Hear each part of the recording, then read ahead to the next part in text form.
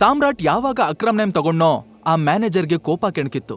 ಅಕ್ರಮ್ ಹೆಸರು ಹೇಳಿ ತನಗೆ ಬೆದರಿಕೆ ಆಗ್ತಿದ್ದಾನೆ ಅಂತ ಅನ್ಕೊಂಡು, ಏಯ್ ಅವರು ಜಸ್ಟ್ ಅಕ್ರಮ್ ಅಲ್ಲ, Akram sir. First of all ಇಂಥ ಚಿಕ್ಕ ಪುಟ್ಟ ಡಿಸಿಷನ್ ತಗೊಳ್ಳೋದಕ್ಕೆ ನಾನು ಅವ್ರನ್ನ ಕೇಳಬೇಕು ಅಂತೇನಿಲ್ಲ. ನಾನು ಈ ಕಂಪ್ನಿಗೆ ಮ್ಯಾನೇಜರ್. ಯಾರಾದರೂ ಸರಿಯಾಗಿ ಕೆಲಸ ಮಾಡ್ತಿಲ್ಲ ಅಂದ್ರೆ ಅವ್ರ ವಿರುದ್ಧ ಆಕ್ಷನ್ ತಗೊಳ್ಳೋ ಕಂಪ್ಲೀಟ್ ರೈಟ್ಸ್ ನನಗಿದೆ. ಗಾಟ್ ಇಟ್ ಅಂತ ರೇಗ್ದ. ಅದನ್ನ ಕೇಳಿ ಸಾಮ್ರಾಟ್ಗೆ ನಗು ಬಂತು.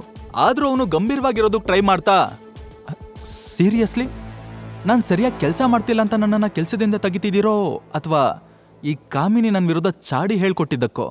ಮ್ಯಾನೇಜರ್ ಕೋಪದಲ್ಲಿ ಕುದೀತಾ, ಯು ಆರ್ ಫೈರ್ಡ್, ಹೋಗೋ ಹೋಗೋ ಆಚೆ, ಗೆಟ್ ಲಾಸ್ಟ್ ಅಂತ ಇಡೀ ಕ್ಯಾಬಿನ್ ತುಂಬಾ ಎಕೋ ಹೊಡೆಯೋ ತರ ಕೂಗ್ ಹೇಳ್ದ. ಸಾಮ್ರಾಟ್ ಮ್ಯಾನೇಜರ್ನ ಒಂದ್ಸಲ ಗುರಾಯಿಸ್ಕೊಂಡು ನೋಡಿ ಆಮೇಲೆ ಆ ಲೆಟರ್ನ ತಗೊಂಡು ನೀಟಾಗಿ 2 ಫೋಲ್ಡ್ ಮಾಡಿ ಟೇಬಲ್ ಮೇಲಿಟ್ಟು, ನೀವೇ ನನ್ನ ಕೆಲಸದಿಂದ ತೆಗೆದು ಹಾಕೋದು, ನಾನೇ ಈ ಕಂಪ್ನಿ ಬಿಟ್ಟು ಹೋಗ್ತಾ ಇದ್ದೀನಿ, ನಿಮಗೂ ನಿಮ್ಮ ಕಂಪ್ನಿಗೂ ಗುಡ್ ಬಾಯ್ ಅಂತ ಅಬ್ಬರ್ಸಿ ಅಲ್ಲಿಂದ ಆಚೆ ಹೋದ. ಹೋಗುವಾಗ ಕ್ಯಾಬಿನ್ ಡೋರ್ನ ಡಬ್ ಅಂತ ಕ್ಲೋಸ್ ಮಾಡಿ ಹೋಗಿದ್ದ. ಆಮೇಲೆ ಅವನ್ ಥಿಂಗ್ಸ್ನೆಲ್ಲ ತಗೊಂಡು ಆಫೀಸಿಂದ ಆಚೆ ಬಂದ. ಆಗ ಅವನಿಗೆ ನೆನಪಾಯ್ತು, ಸಾನ್ಯಾ ಸಂಜೆ ಪಿಕಪ್ ಮಾಡೋದಕ್ಕೆ ಆಫೀಸ್ ಹತ್ರ ಬರ್ತಾಳೆ ಅಂದಿದ್ಲು. ಬಟ್ ಸಂಜೆ ಆಗೋದಕ್ಕೆ ಇನ್ನೂ ಬೇಜಾನ್ ಟೈಮ್ ಇತ್ತು. ಸೊ ಈಗಲೇ ಮನೆಗೆ ಹೋದ್ರೆ ಎಲ್ಲರೂ ಅನುಮಾನ ಪಡ್ತಾರೆ ಅಂತ ಅನ್ಕೊಂಡು ಅವನಿಗೆ ಒಂದು ಐಡಿಯಾ ಹೊಳಿತು. ಅವನು ಕ್ಯಾಬ್ ಬುಕ್ ಮಾಡ್ಕೊಂಡು ಬೆಂಗಳೂರಿನೆಲ್ಲ ಒಂದು ರೌಂಡ್ ಹಾಕೋದಕ್ಕೆ ಹೊರಟ. ಸಾಮ್ರಾಟ್ ಕ್ಯಾಬ್ ಹತ್ತತ್ತಿದ್ದಂಗೆ, ಸರ್ ಎಲ್ಲಿಗೆ ಹೋಗ್ಬೇಕು ಅಂತ ಡ್ರೈವರ್ ಕೇಳ್ದ. ನಾನ್ ಎಲ್ಲಿಗೆ ಹೋಗ್ಬೇಕಿತ್ತೋ ಅಲ್ಲಿಂದಾನೇ ಬರ್ತಿದ್ದೀನಿ ಅಂತ ಸಾಮ್ರಾಟ್ ಅಂದ. ಸರ್ ಅರ್ಥ ಆಗ್ಲಿಲ್ಲ. ನಿನಗೆ ಅರ್ಥ ಆಗ್ಲಿಲ್ಲ ಅಂತ ನನಗೆ ಗೊತ್ತು. ನಾನು ನಿಲ್ಸು ಅನ್ನೋವರೆಗೂ ಹೀಗೆ ಡ್ರೈವ್ ಮಾಡ್ತಾನೇ ಇರು ಅಂತ ಹೇಳಿ ಸಾಮ್ರಾಟ್ ವಿಂಡೋ ಆಚೆ ಕಣ್ಣು ಹಾಯಿಸ್ತಾ ಇದ್ದ. ಸುಮಾರು ಹೊತ್ತಾದ್ಮೇಲೆ ಇದ್ದಕ್ಕಿದ್ದಂಗೆ ಡ್ರೈವರ್ ರಪ್ ಅಂತ ಕಾರ್ ಸ್ಟಾಪ್ ಮಾಡ್ದ. ಸಾಮ್ರಾಟ್ ಏನಾಯ್ತು ಅಂತ ನೋಡಿದ್ರೆ ರೋಡ್ ಮಧ್ಯೆ ಬ್ಯಾರಿಕೇಡ್ ಹಾಕಿರೋದು ಕಾಣಿಸ್ತು. ಅದ್ರ ಸುತ್ತ ಒಂದಷ್ಟು ಜನ ನಿಂತಿದ್ರು.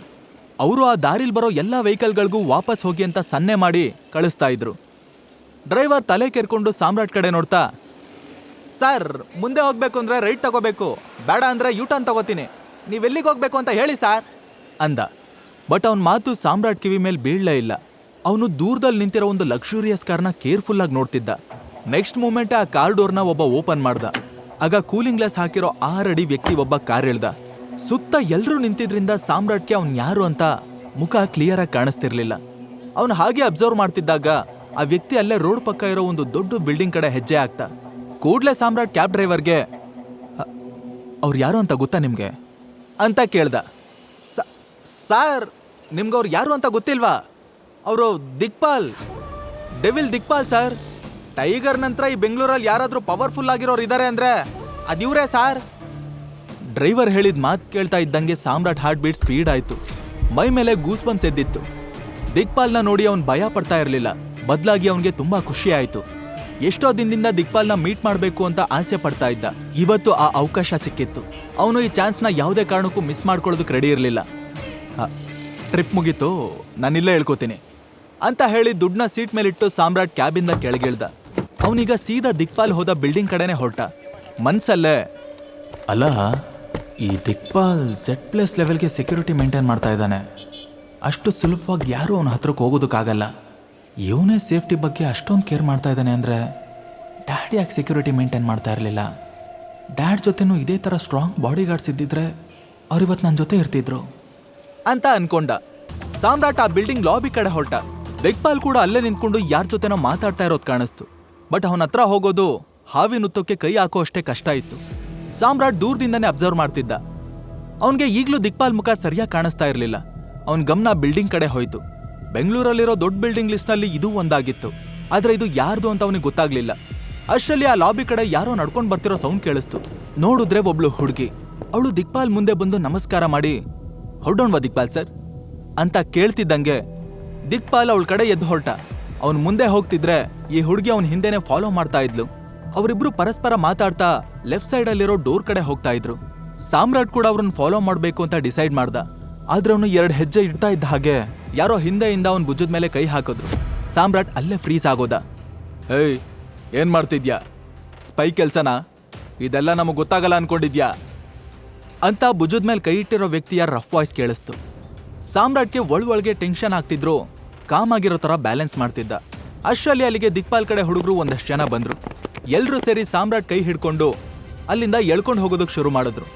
ಸಾಮ್ರಾಟ್ಗೆ ಇಲ್ಲಿ ಏನಾಗ್ತಿದೆ ಅಂತ ಅರ್ಥ ಮಾಡ್ಕೊಳ್ಳೋ ಅಷ್ಟರಲ್ಲಿ ಆಪೋಸಿಟ್ ಕಡೆಯಿಂದ ಒಬ್ಬ ಟೆನ್ಷನ್ ಅಲ್ಲಿ ಓಡ್ ಬರ್ತಾ, ಹೇ ಏನ್ ಮಾಡ್ತಿದ್ದೀರೋ, ಮೊದಲು ಅವನನ್ನು ಬಿಟ್ಟು ಬನ್ನಿ, ಇಂಪಾರ್ಟೆಂಟ್ ಕೆಲಸ ಇದೆ ಅಂತ ಕರ್ದ.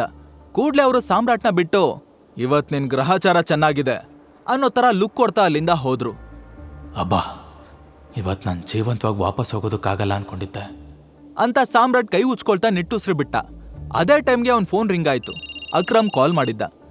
ಸಾಮ್ರಾಟ್ ಕಾಲ್ ರಿಸೀವ್ ಮಾಡ್ತಾ ಇದ್ದಂಗೆ ಅಕ್ರಮ್, ಟೈಗರ್ ನೀನ್ ಎಲ್ಲಿದ್ಯಾ ಅಂತ ಕೇಳ್ದ. ಅವನ್ ವಾಯ್ಸ್ ಅಲ್ಲಿರೋ ಆತಂಕ ಸಾಮ್ರಾಟ್ಗೆ ಅರ್ಥ ಆಯ್ತು. ಸಾಮ್ರಾಟ್ ತನ್ನನ್ನ ತಾನು ಸಮಾಧಾನ ಮಾಡ್ಕೊಂಡು, ನಾನ್ ಜಸ್ಟ್ ನರ್ಕದ ಬಾಗ್ಲು ತಟ್ಟು ವಾಪಸ್ ಬಂದೆ, ಇದ್ಯಾವುದೋ ಕ್ಲಾರನ್ ಅನ್ನೋ ಹೋಟ್ಲಲ್ಲಿದ್ದೀನಿ ಅಂತ ಕಿಟಕಿಯಿಂದ ಕಾಣಿಸ್ತಾ ಇದ್ದ ಬೋರ್ಡ್ ಓದ್ಕೊಂಡು ಹೇಳ್ದ. ಅಕ್ರಮ್ಗೆ ಆ ಹೆಸರು ಕೇಳಿ ಜೀವ ಬಾಯಿಗೆ ಬಂದಂಗಾಯ್ತು. ವಾಟ್, ಕ್ಲಾರನ್ನ? ಅದು ದಿಕ್ಪಾಲ್ದು, ಅಲ್ಲಿ ನೀನೇನ್ ಮಾಡ್ತಿದ್ಯಾ? ಏನು, ಇದು ದಿಕ್ಪಾಲ್ ಬಿಲ್ಡಿಂಗಾ? ಹೌದು ಟೈಗರ್, ಈಗ ಅದನ್ನೆಲ್ಲ ಬಿಟ್ಟು ಹಾಕು. ನನ್ನ ಮಾತನ್ನ ಗಮನ ಇಟ್ಟು ಕೇಳಿಸ್ಕೊ. ಆದಷ್ಟು ಬೇಗ ಅಲ್ಲಿಂದ ಹೊರಟು ಆಫೀಸಿಗೆ ಬಾ. ನಾನು ಇವಾಗ ತಾನೇ ಇಲ್ಲಿಗೆ ಬಂದೆ. ಇಲ್ಲೇನೇ ನಡೀತು ಅಂತ ಗೊತ್ತಾಯ್ತಾ? ಇದೆಲ್ಲ ವರ್ಕ್ ಆಗಲ್ಲ ಟೈಗರ್. ನೀನು ಜಸ್ಟ್ ಅಸಿಸ್ಟೆಂಟ್ ಆಗಿದ್ರೆ ನಮ್ಮ ಪ್ಲಾನ್ ಪ್ರಕಾರ ಆಗೋದಕ್ಕಾಗಲ್ಲ. ನಿನಗೆ ಕಷ್ಟ ಆಗುತ್ತೆ. ಯಾರ್ಯಾರೋ ನಿನ್ ಬಗ್ಗೆ ಕೇವಲವಾಗಿ ಮಾತಾಡೋದನ್ನ ನನಗೆ ಸಹಿಸ್ಕೊಳ್ಳೋದಕ್ಕಾಗಲ್ಲ. ಲುಕ್ ಟೈಗರ್, ನಿನ್ಗೆ ಇವಾಗ 2 ಆಪ್ಷನ್ ಇದೆ. ಒಂದು, ನೀನು AK ಪ್ರೈವೇಟ್ ಲಿಮಿಟೆಡ್ ನಲ್ಲಿ ಮ್ಯಾನೇಜರ್ ಪೊಸಿಷನ್ ಅಲ್ಲಿ ಕೂತ್ಕೊಳ್ಳೋದು, ಅಥವಾ ನಿನ್ ಸ್ವಂತ ಕಂಪ್ನಿಲೇ ವರ್ಕ್ ಮಾಡೋದು. ಸಾಮ್ರಾಟ್, ಸರಿ ಅಂಕಲ್, ನಾನು ಅಲ್ಲಿಗೆ ಬಂದು ಮಾತಾಡ್ತೀನಿ ಅಂತ ಹೇಳಿ ತಡ ಮಾಡ್ದೆ ಅಲ್ಲಿಂದ ಹೊರಟ. ಹೋಗೋವಾಗ ಒಂದ್ಸಲಿ ದಿಕ್ಪಾಲ್ ಹೋದ್ ರೂಮ್ ಕಡೆ ನೋಡ್ದ.